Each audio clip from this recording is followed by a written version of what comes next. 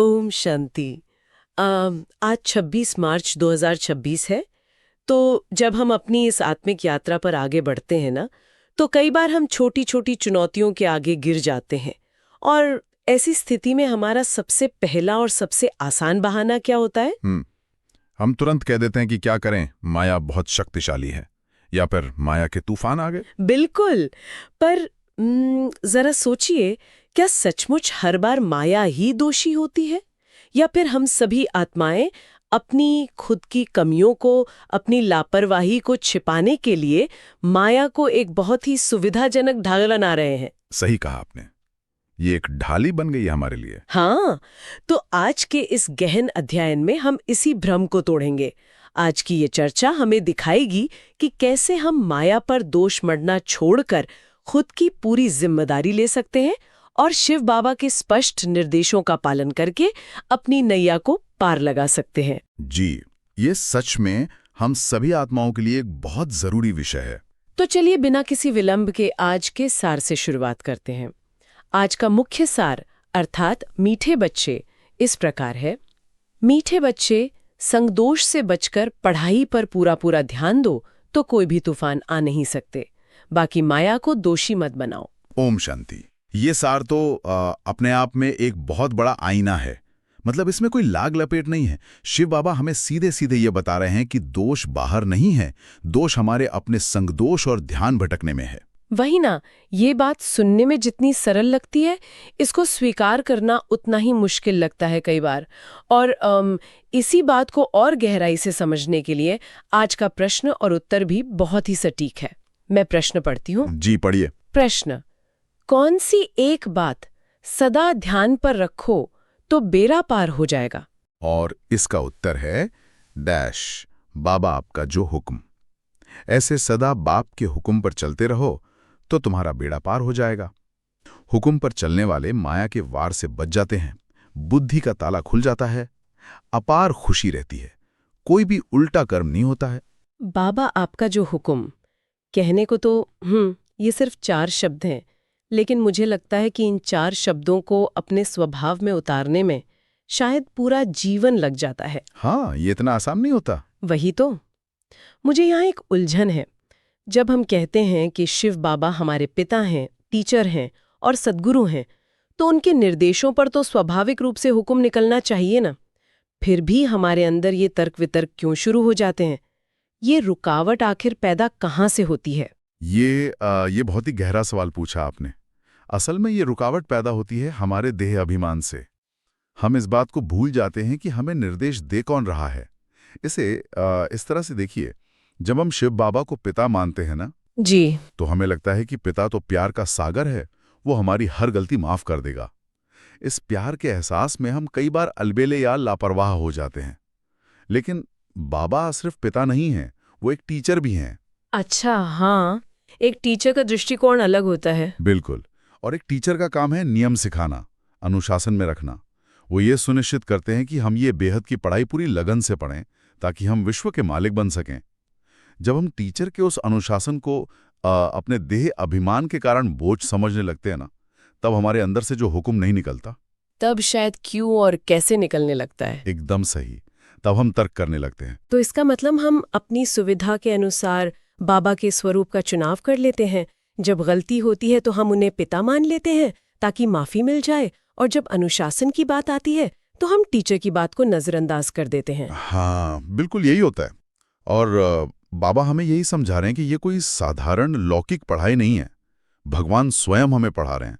अगर हम इस पढ़ाई की गंभीरता को नहीं समझेंगे तो माया को दोष देना हमारी आदत बन जाएगी।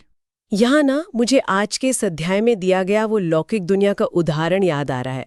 वो बहुत ही सटीक लगता है इस बात पर। जी, कौन सा वाला? वही, मान लीजिए दुनियावी स्कूल में एक विद्यार्थी है। वो पढ़ाई पर बिल्कुल ध्यान नहीं देता, गलत दोस्तों की संगति में रहता है और अपना सारा समय खेल कूद और व्यर्थ की गपशप में बर्बाद कर देता है। और फिर जब नतीजा आता है? हाँ, अब जब परीक्षा होती है और वो फेल हो जाता है, तो क्या वो आकर ये कहता है कि मास्टर जी मुझे तो माया का तूफान आ गया था इसलिए मैं फेल हो गया? बिल्कुल नहीं। उसका शिक्षक भी यही कहेगा कि इस विद्यार्थी का चाल चलन ठीक नहीं था। क्या बात है, बहुत ही सुंदर तुलना है ये। और मजे की बात देखिए कि अलौकिक दुनिया में तो हम इस तर्क को बहुत आसानी से मान लेते हैं। सही बात है। अगर कोई बच्चा पढ़ाई नहीं करेगा तो फेल होगा, इसमें तूफान या माया का क्या दोष। लेकिन जब बात हमारी आत्मिक यात्रा की आती है ना, तो हम अचानक से अपनी सारी जिम्मेदारी एक अदृश्य शक्ति यानी माया पर डाल देते हैं। एकदम सही। शिव बाबा स्पष्ट कहते हैं कि आत्मिक मार्ग पर भी जब हम गिरते हैं तो उसका कारण माया नहीं होती, उसका असली कारण होता है हमारा संग दोष। ये जो शब्द है ना, संगदोष, इस पर मैं थोड़ा रुकना चाहूंगी, क्योंकि जब हम संगदोष की बात करते हैं तो अक्सर हमारा दिमाग सीधा किसी शराबी, जुआरी या किसी बहुत बुरे व्यक्ति की तरफ जाता है। आमतौर पर लोग यही सोचते हैं। हाँ, और हमें लगता है कि हम तो ऐसे किसी व्यक्ति के साथ नहीं रहते, तो फिर हमें संगदोष कैसे लग गया? यही तो वो सूक्ष्म तंत्र है जिसे समझना सबसे ज्यादा जरूरी है। संगदोष सिर्फ बुरे लोगों का नहीं होता है। आज के समय में व्यर्थ विचारों का संगदोष सबसे बड़ा है।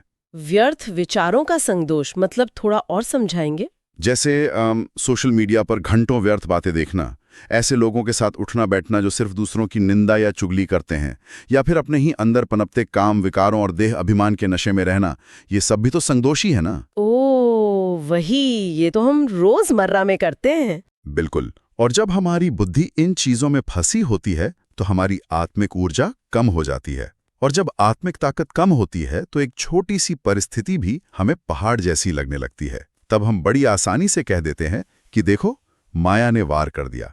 यानी हमने माया को एक बहुत ही सुविधाजनक बहाना बना लिया है। हम अपनी कमियों को, अपनी लापरवाही और अलबेलेपन को छिपाने के लिए बस माया का नाम ले लेते हैं।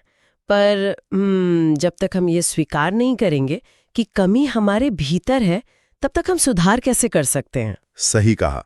परिवर्तन की पहली सीढ़ी ही आत्मस्वीकृति है। जब हम अपनी कमियों की जांच करते हैं ना, तो हमें समझ आता है कि हमारी पढ़ाई में, हमारे योग में कहाँ कमी रह गई थी। और शिव बाबा हमें यही आईना दिखाते हैं। बाबा कहते हैं कि अपनी कमियों को निकालो, दूसरों को या परिस्थितियों को मत देखो। लेकिन देखिए, यहाँ एक बहुत बड़ा व्यवहारिक प्रश्न उठता है हम सभी आत्माओं के लिए। जब हम अपने चारों ओर देखते हैं तो पाते हैं कि हर कोई तो आश्रम या सेंटर पर एक सुरक्षित माहौल में नहीं रह रहा है ना। हाँ, ज्यादातर लोग तो बाहर ही हैं। बिल्कुल। कई आत्माएं गृहस्थ व्यवहार में हैं। उन्हें परिवार पालना है, बच्चों की जिम्मेदारी उठानी है, नौकरी या व्यापार में दुनिया भर के लोगों से टकराना पड़ता है। तो क्या इतने घने संगदोष और झमेलों के बीच रहते हुए उच्च आत्मिक स्थिति पाना सचमुच संभव है? क्या इसके लिए सब कुछ छोड़कर एकांत में जाना जरूरी नहीं है? ये सवाल सच में बहुत सी आत्माओं के मन में आता होगा, लेकिन शिव बाबा ने इसका बहुत ही स्पष्ट और तार्किक उत्तर दिया है। बाबा कहते हैं कि आत्मिक उन्नति के लिए ये कतई आवश्यक नहीं है कि आप बाहरी तौर पर सब कुछ छोड़कर केवल सेंटर ही रहें। अच्छा। में है, वे ज्ञान पढ़ने और दूसरों को पढ़ाने में बहुत तीखे हो जाते हैं। ये तो सच में बहुत ही उत्साहवर्धक बात है। इसका मतलब तो ये हुआ कि हमारी बाहरी परिस्थितियां, हमारा परिवार या हमारी नौकरी हमारी आत्मिक प्रगति में बाधक नहीं है। बिल्कुल बाधक नहीं है। बल्कि कई बार हमने देखा है कि जो लोग सुरक्षित स्थानों पर रहते हैं, उन्हें मन के ज्यादा बड़े तूफानों का सामना करना पड़ता है। ऐसा क्यों होता है भला?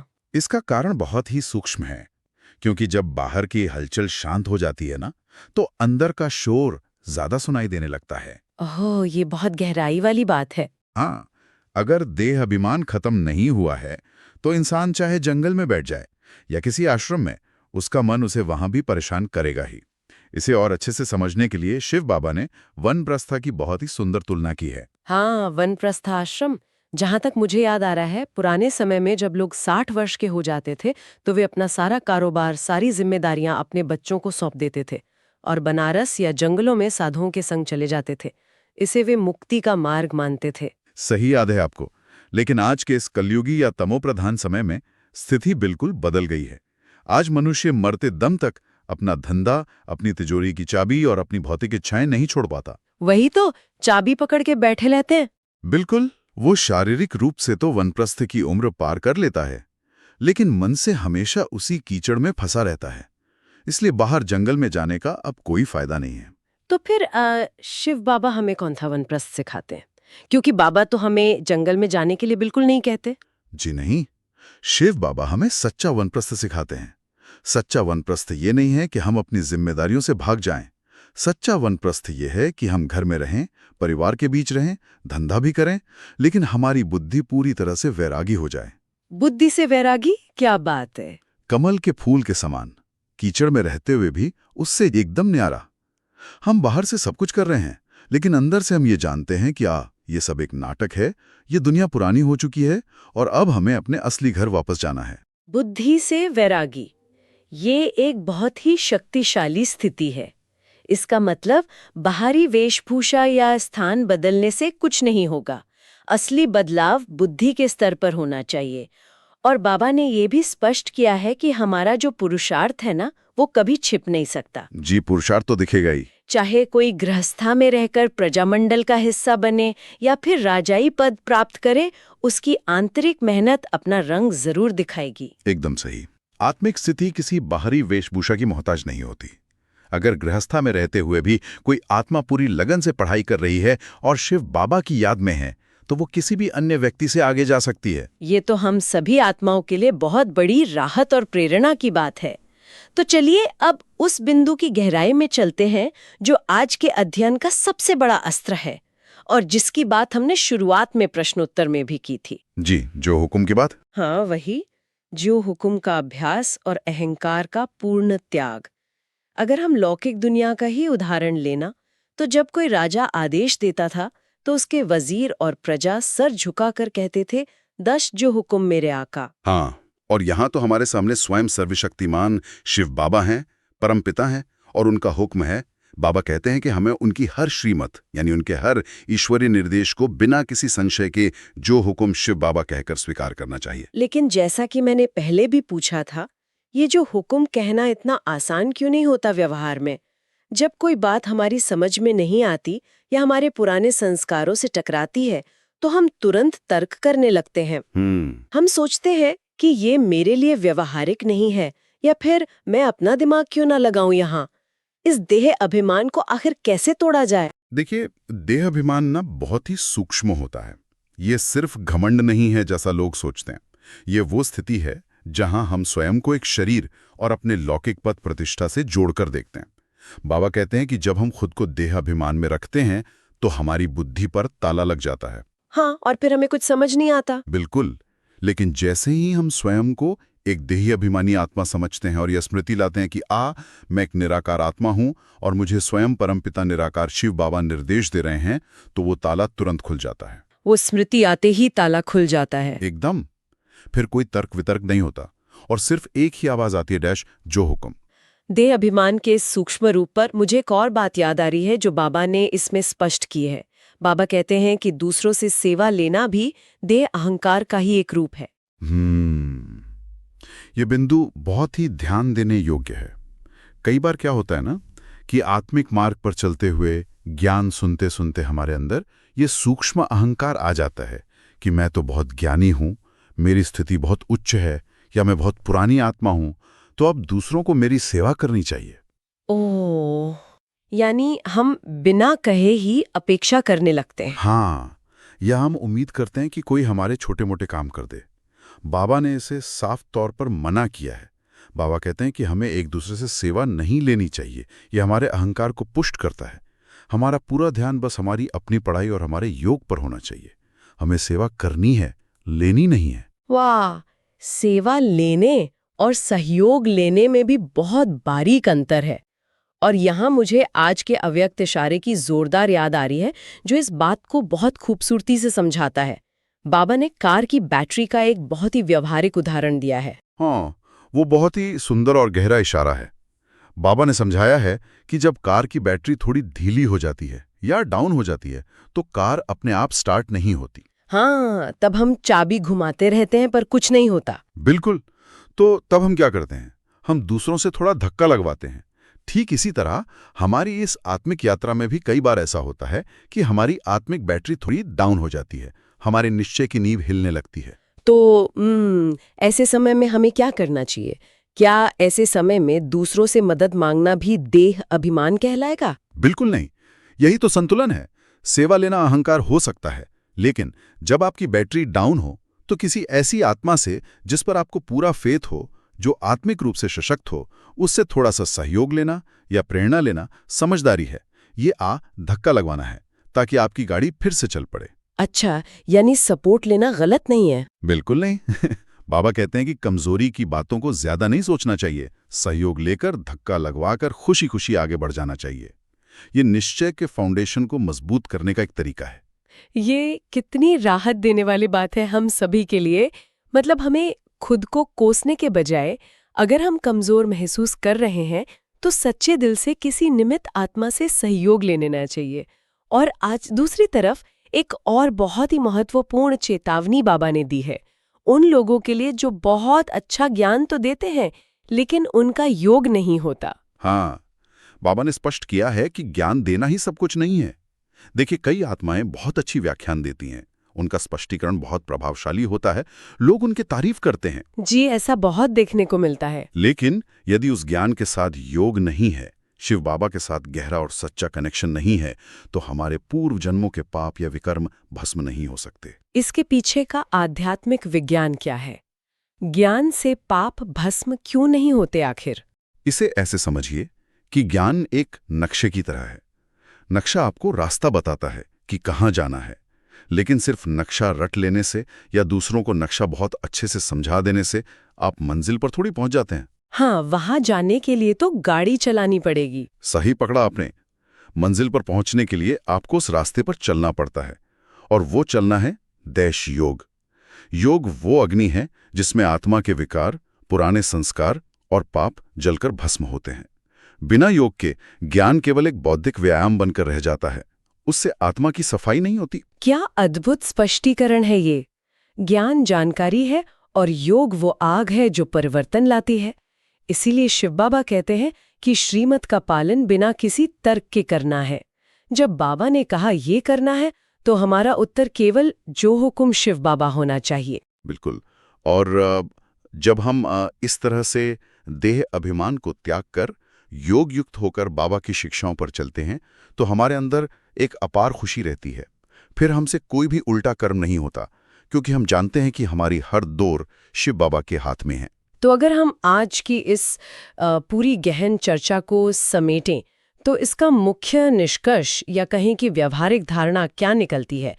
अगर मैं इसे समझूं तो सबसे बड़ी बात यह है कि हमें अपने आध्यात्मिक जीवन की पूरी जिम्मेदारी स्वयं लेनी होगी। हमें ये बहाना हमेशा के लिए छोड़ना होगा कि परिस्थितियां खराब हैं या माया बहुत शक्तिशाली है। एकदम सही निष्कर्ष निकाला आपने। परिस्थितियां या माया हमें तब तक नीचे नहीं गिरा सकती जब तक हमारे भीतर कहीं ना कहीं कोई कमजोरी, लापरवाही या अहंकार का कोई सूक्ष्म अंश ना हो। हाँ, जब हम पूरी तरह से सतर्क होते हैं और शिव बाबा की याद की छत्र छाया में होते हैं ना, तो कोई भी तूफान हमारा बाल भी बांका नहीं कर सकता।